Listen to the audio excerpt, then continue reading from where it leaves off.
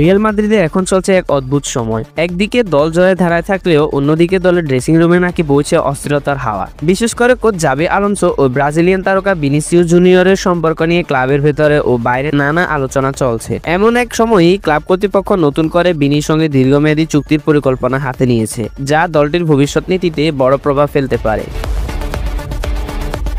রিয়ালের বর্তমান অবস্থা দেখলে বোঝা যায় তারা ভবিষ্যতের দল গড়ে তুলতে চায় ভিনিসিয়াসকে কেন্দ্র করে, কিন্তু মাঠে ও মাঠের বাইরে তার আচরণ, বেতন সংক্রান্ত দাবি আর নতুন কোচ আলোনসোর সঙ্গে বোঝাপড়ার অভাব সব মিলিয়ে এখন এক সূক্ষ্ম ভারসাম্যের মধ্যে দিয়ে সময় পার করছে ক্লাবটি। আলোনসো যেখানে শৃঙ্খলা ও টেকনিক্যাল ফুটবলকে প্রাধান্য দেন, সেখানে ভিনি পরিচিত তার স্বাধীনচেতা স্টাইল ও আবেগী প্রতিক্রিয়ার জন্য। কোচ জাবি আলোনসোর সঙ্গে টানাপোড়েনের মধ্যেই আগামী গ্রীষ্মে ভিনিসিয়াস জুনিয়রের সঙ্গে নতুন চুক্তির পরিকল্পনার আগ্রহ দেখিয়েছে রিয়াল মাদ্রিদ।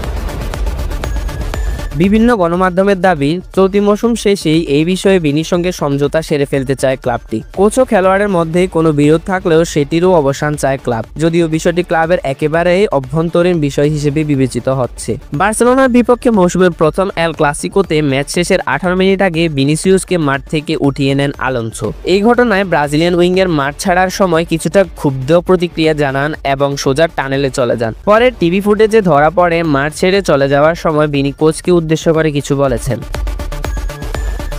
অবশ্য কিছুক্ষণ পর ভিনি আবারও বেঞ্চে ফিরে আসেন। ওই সময় অনেকটাই ক্ষিপ্ত ভিনি ক্লাব ছাড়া ইঙ্গিত দিয়েছিলেন, এমনটাও শোনা গেছে। আর এতেই আলোচনার সঙ্গে তার উত্তপ্ত সম্পর্কের বিষয়টি ও একসাথে ক্লাবে তার ভবিষ্যৎ আবারও সামনে চলে আসে। এর আগে বছরের শুরুতে ভিনিসিয়াস বেতন বাড়ানোর অনুরোধ জানিয়েছিলেন, জানিয়ে ক্লাব কর্তৃপক্ষের মধ্যে সমালোচনা তৈরি হয়। অনেকেই ওই সময় বলেছিলেন ভিনি চুক্তির শর্ত ভঙ্গ করছেন।